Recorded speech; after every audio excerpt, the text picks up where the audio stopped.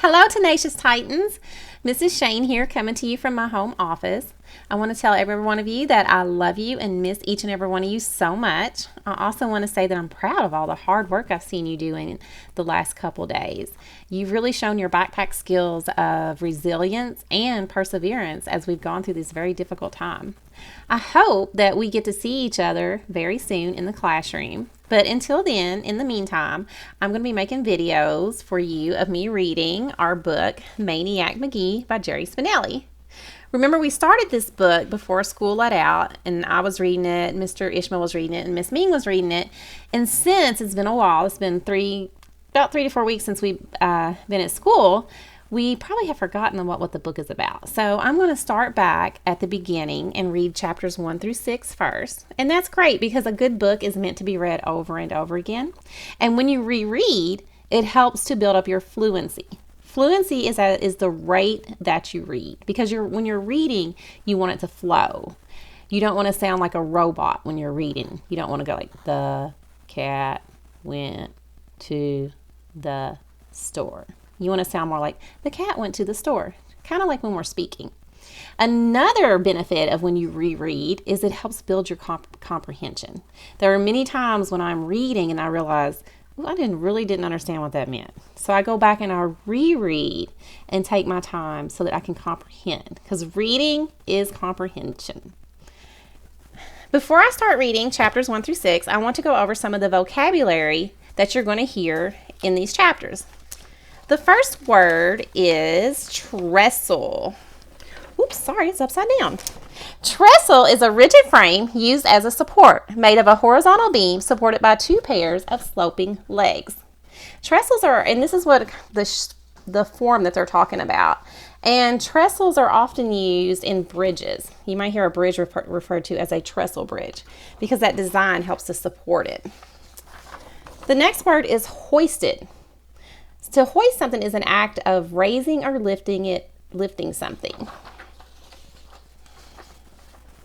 Clamoring. Clamoring is to shout loudly or demand. Mirage is an optical illusion, something that appears real, but it is not. Carcass. A carcass is the dead body of an animal. Stupefied, astonished, or shocked. Cinders. Cinders are a small piece of partly burned coal or wood that has stopped giving off flames but is still radiating heat. If you ever see a piece of wood or a piece of coal that is burning, but it no longer has that flame coming out of it, but it kind of glows, that means it's a cinder. It's still hot, but it's not putting out flames anymore. So for our book, Maniac Magee, like I said, I'm going to start back at chapter 1.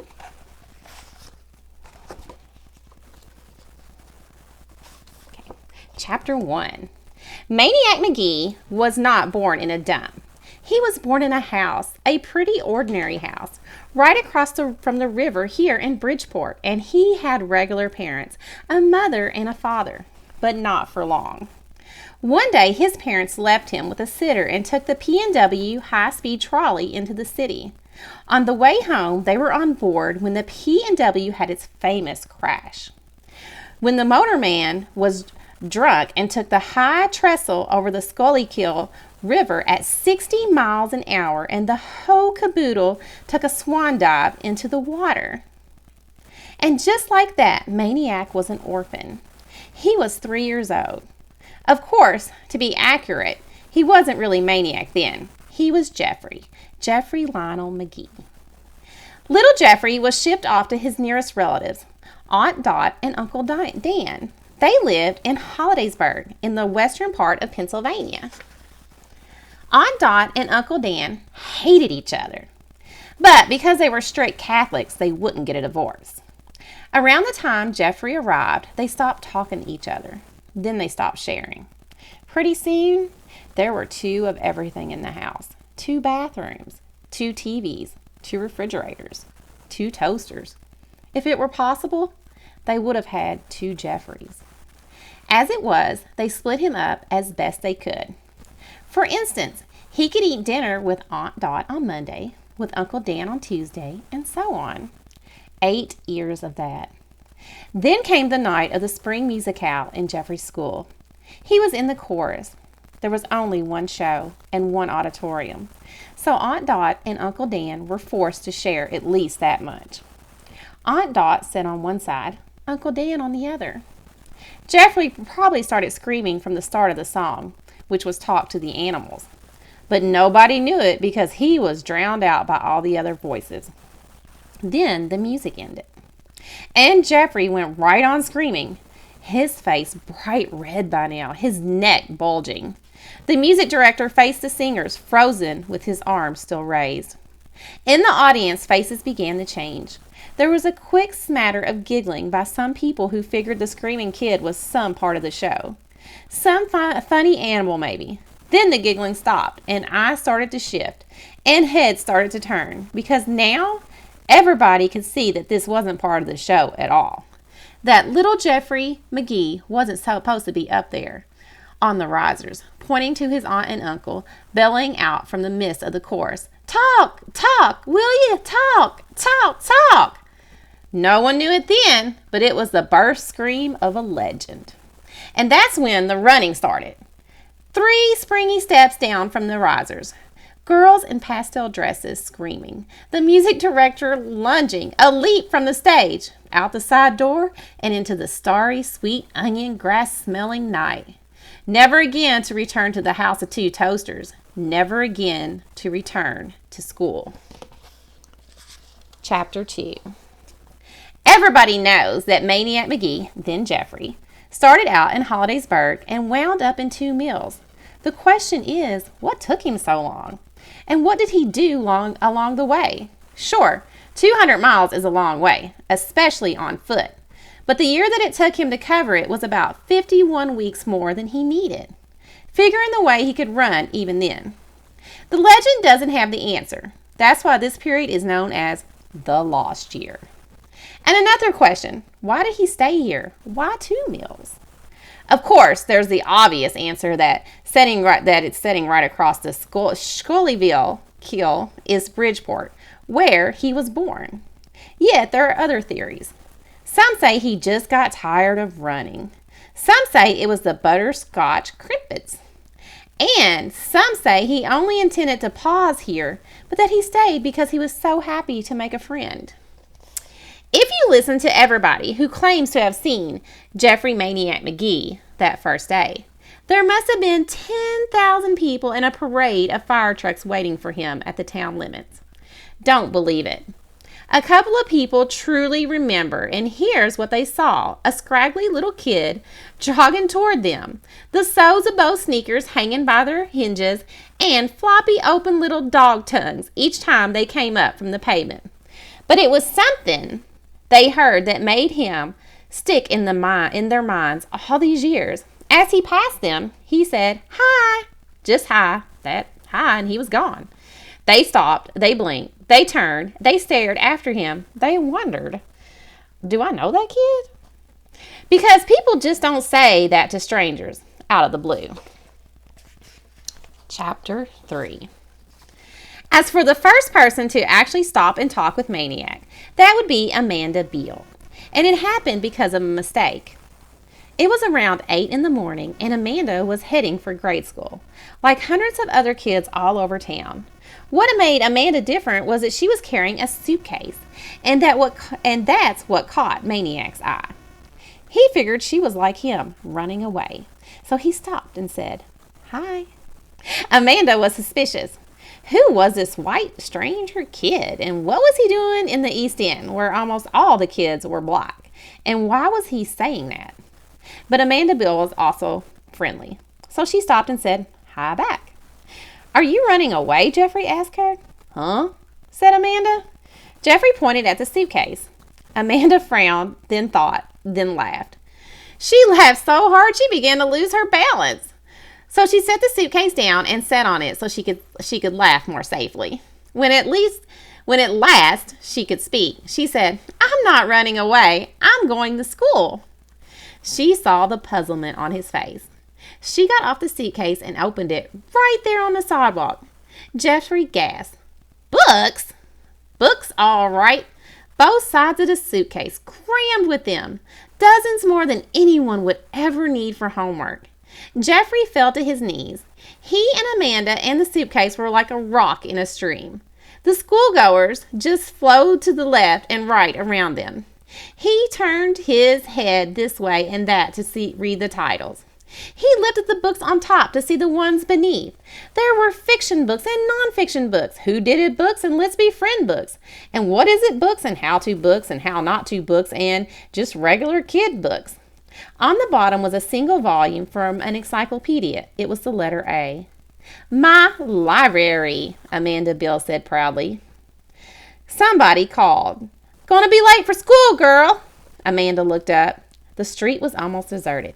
She slammed the suitcase shut and started hauling it along. Jeffrey took the suitcase from her. I'll carry it for you. Amanda's eyes shot wide. She hesitated. Then she snatched it back. Who are you? She said. Jeffrey Magee. Where are you from? West End? No. She stared at him. At the flap-soled sneakers. Back in those days, the town was pretty much divided. The East End was blacks. The West End was whites. I know you're not from the East End. I'm from Bridgeport. Bridgeport over there? That Bridgeport? Yep.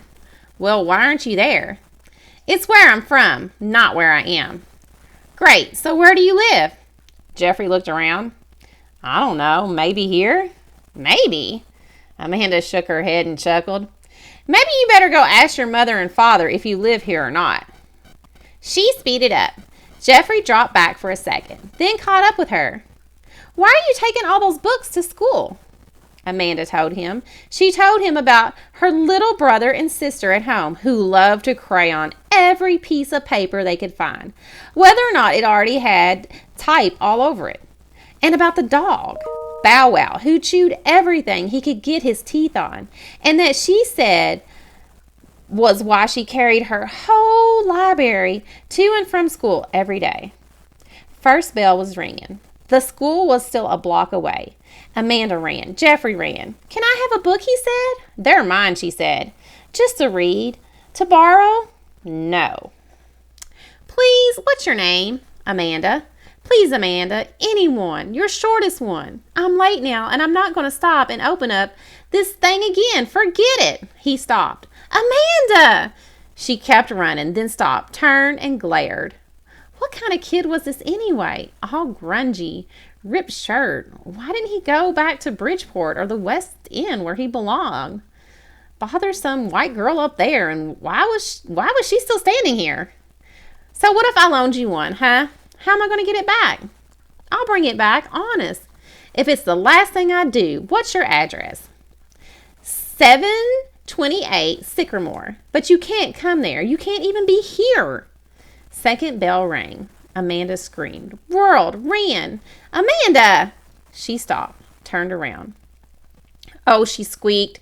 She tore a book from the suitcase, hurled it at him. Here! And dashed on to school. The book came flapping like a wounded duck and fell at Jeffrey's feet. It was a story of the Children's Crusade. Jeffrey picked it up, and Amanda Bill was late to school for the only time in her life. And I just had a text-to-self connection because when they talked about the book was about Children's Crusade, it reminded me of when we were in our classroom and we learned about the Children's Crusade. Chapter 4. Jeffrey made 3 other appearances the first day. The first came at one of the high school fields during 11th grade gym class. Most of the students were playing soccer, but about a dozen were playing football. Because they were on the varsity and the gym teacher happened to be the football coach.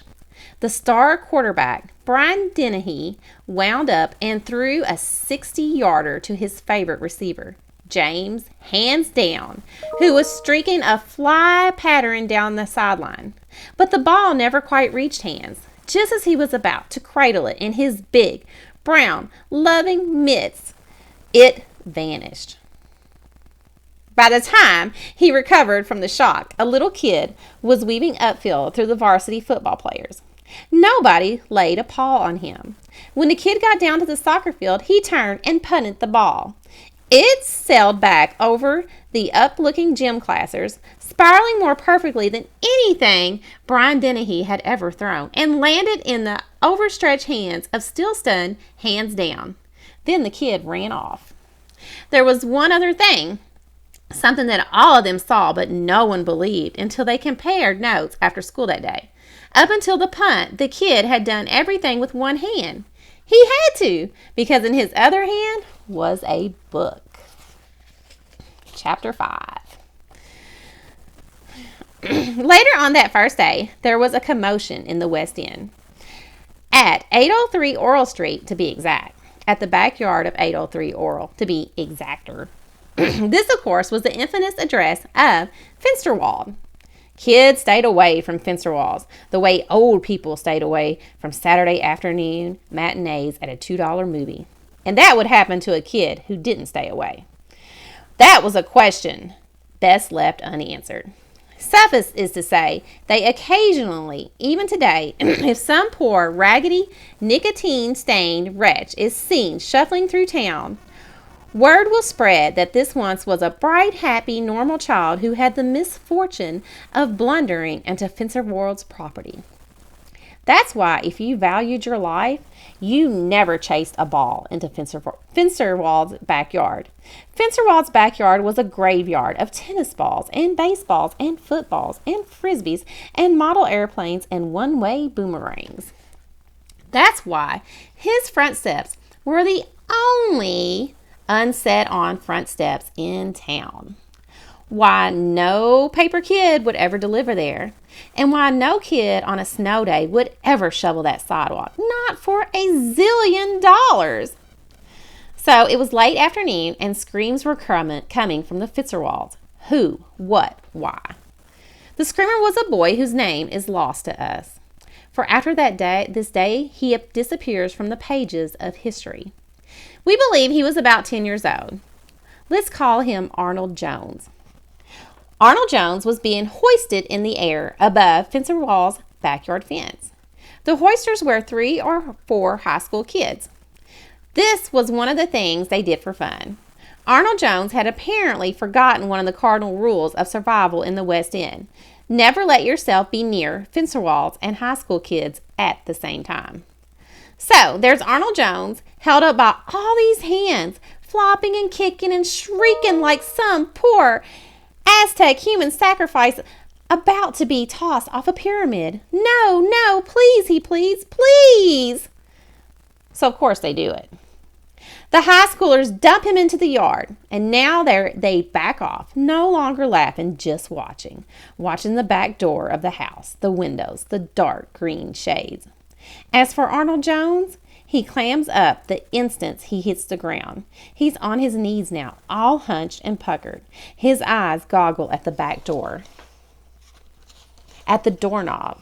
He's paralyzed, a mouse in front of the yawning maw of a python. Now, after a minute or two of breathless silence, one of the high schoolers thinks he hears something. He whispers, "Listen." Another one hears it, a faint, tiny noise. A rattling, a chittering, a chattering, and getting louder, yes, chattering teeth. Arnold Jones' teeth. They're chattering like snare drums, and now, as if his mouth isn't big enough to hold the chatter, the rest of his body joins in. First, it's a buzz-like trembling, then the shakes, and finally, it's as if every bone inside him is clamoring to get out. A high schooler squawks, "He's got the Finsterwallies!" Yeah, they yell, and they stand there cheering and clapping. Years later, the high schooler accounts differ. One says the kid from nowhere hopped the fence, hopped it without ever laying a hand on it to boost himself over. Another says the kid just opened the back gate and strode on in. Another swears it was a mirage, some sort of hallucination, probably caused by evil emanations surrounding 803 Oral Street. Real or not, they all saw the same kid, not much bigger than Arnold Jones, raggedy, flap-soled sneakers, book in one hand.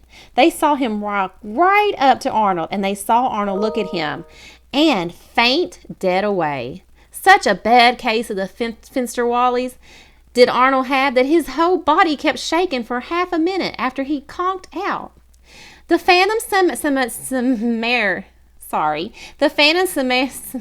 I'm getting tongue twisted.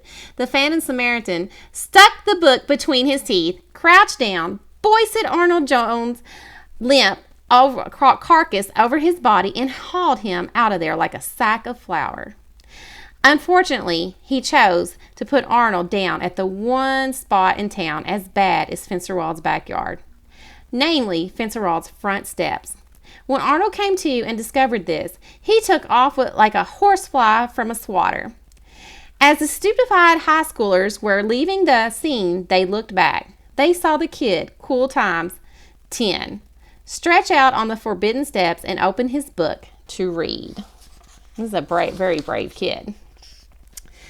Chapter 6.